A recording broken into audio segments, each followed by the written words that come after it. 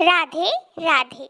मेरे चैनल को सब्सक्राइब और लाइक करें। लड्डू गोपाल की छाती पर बने चरण चिन्ह के पीछे की कहानी।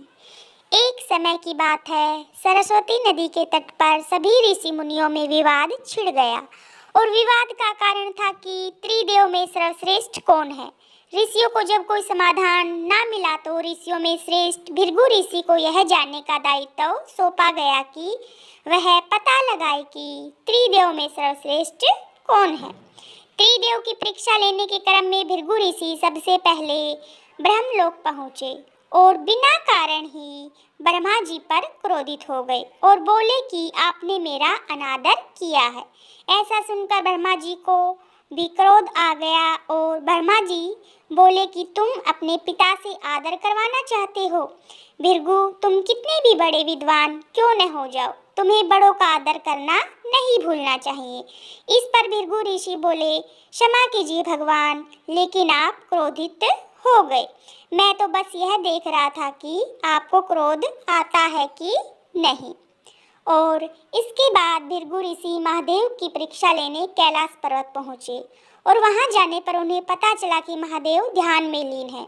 उन्होंने नंदी से कहा कि महादेव को मेरे आने की सूचना दो। इस पर नंदी बोले कि मैं ऐसा नहीं कर सकता, वो क्रोधित हो जाएंगे। इसके बाद भृगु ऋषि स्वयं वहां पहुँचे और महादेव का आह्वान करते हुए बोले कि ऋषि मुनियों के लिए तो आपका द्वार सदैव खुला है।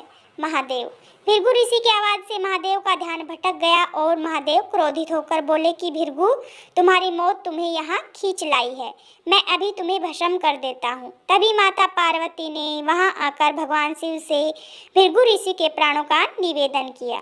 तब भगवान शिव का क्रोध शांत हो गया।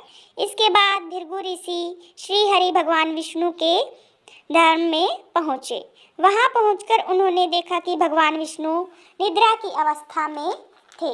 भृगु ऋषि को लगा कि भगवान उन्हें देखकर जानबूझकर सोने का नाटक कर रहे हैं और उन्होंने अपने पैर से भगवान विष्णु की छाती पर प्रहार किया। इससे भगवान विष्णु की निद्रा भंग हो गई और उठते ही उन्होंने भगवान श्री हरि को त्रिदेवों में सबसे श्रेष्ठ स्तोगुणी घोषित कर दिया।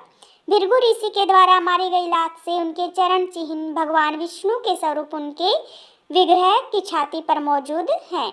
ये चरण चिन्ह लड्डू गोपाल युगल स्वरूप समेत विग्रहों की छाती पर मौजूद हैं। राधे राधे। यदि आपको मेरा चैनल पसंद आए तो प्लीज़ लाइक, सब्सक्राइब और कमेंट करें।